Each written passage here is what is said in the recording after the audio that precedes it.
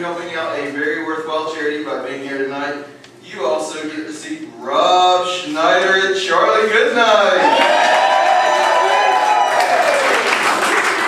The bad news is I'm Rob Schneider.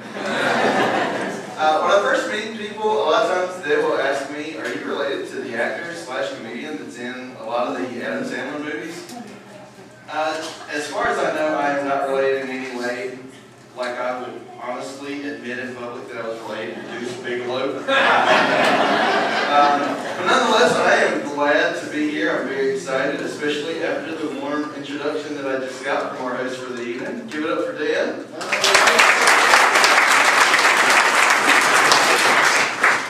And I've got a bit of a confession to make. I occasionally watch MTV Cribs. Don't judge me, it could have been worse. At least I didn't say Jersey Shore. But if there's anybody else in this audience anywhere that watches MTV Cribs, I have a bit of a warning for you. Do not ever watch more than like 2 or 3 episodes of MTV Cribs. Ever. It's just a bad idea. You can live in a great house that has everything you need in life. You can live in the perfect location. I believe that's Cary for all of you relocated Yankees out there. None of that matters about an hour into an MTV Cribs marathon because suddenly you hate your life, you live in a dump, and you're a total failure. You don't have the fancy mansion, you don't have the sports cars, you don't have the ability to go out and spend tens of thousands of dollars on completely useless stuff. Like a $50,000 ghost detection system that Lady Gaga has in her house. It's kind of like a security system. The only difference is instead of doing something useful like alerting the cops that someone's breaking in and trying to rob you and kill you, this just alerts you and no one else that there's a ghost in your house. I've seen paranormal activity, trust me. I know if my house is haunted and I don't need a $50,000 detection system. Even if I did need that, all it does is alert you. You don't have the equipment that Bill Murray has from Ghostbusters. You're still pretty much screwed if your house is haunted. So I don't get why she got that, but I thought as much as I enjoy MTV Cribs and seeing all of these fancy houses, I thought of a better idea for a TV show that MTV should really look into. They should really look into doing a show on celebrities on the skids. Celebrities down on the luck. They can show us where former celebrities live after they've blown all their money on sports cars, jewelry, hookers, and blow for themselves and their whole entourage.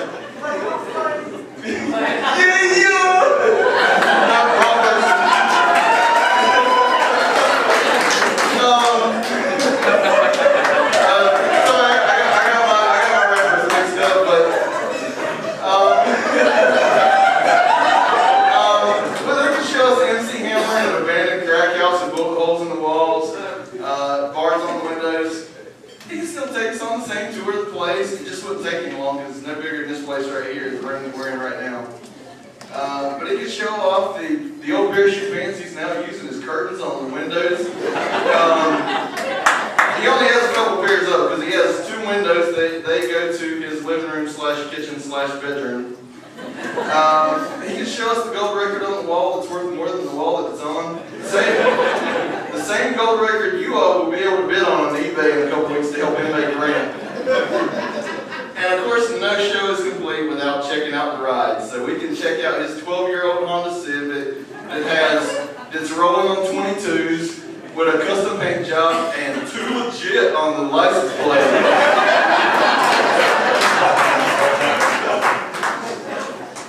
As I mentioned, I am very excited to be here. After the great introduction, I now know what it feels like to be like an MMA fighter on like the UFC after being introduced by Bruce Buffer. You know the guy that has the big over-the-top introductions. Any UFC fans here tonight?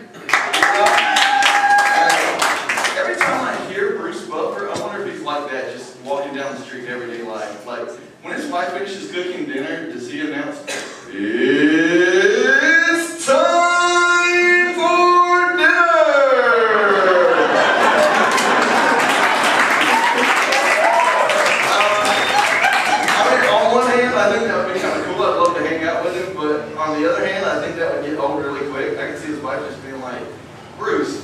God's sakes, tone it down a notch.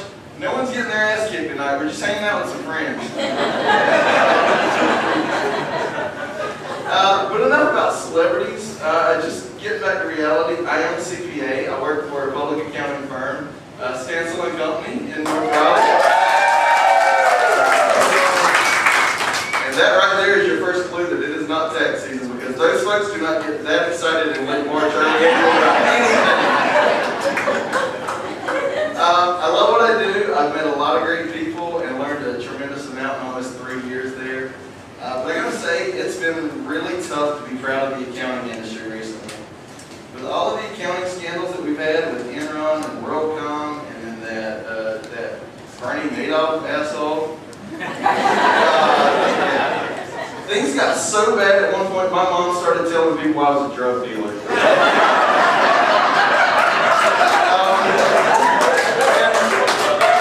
And honestly, she had to tell me something, because if you know my family, you know there's not a lot of people in my family that have fancy gadgets in their cars like power windows. That's right, I still have a lot of people in my family doing this going down the highway.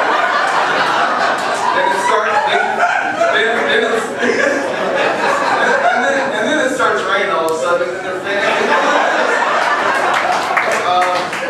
But she had to tell them something. But you know, when your own mom's embarrassed about what you do, you start thinking about career choices that you've made. You start thinking about what could I have done differently. And obviously, I've spent way too much time thinking about that, because otherwise, how did I end up on stage in a comedy club? But seriously, I've given it some thought. I think there's some other things out there I could do. I think I could be a great traffic guy. You know, the guy on the radio that interrupts the song that you just heard that you wanted to hear more of. In fact, I'll give you the traffic report for Raleigh for tomorrow. I'll save you the trouble of looking for it on your way tomorrow. If you are headed up US 1 from Holly Springs, headed towards Raleigh, traffic sucks.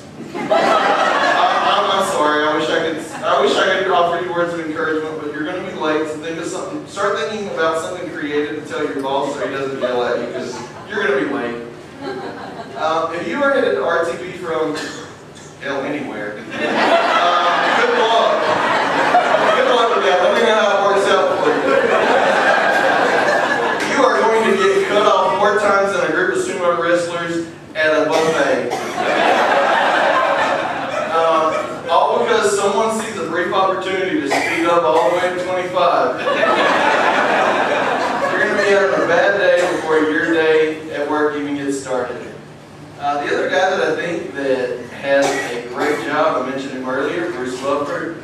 Guy shows up, he makes a brief introduction, he steps off stage, collects a big check, and enjoys the rest of the show. I can totally do that. Welcome back to the stage, our host for the evening, Dan!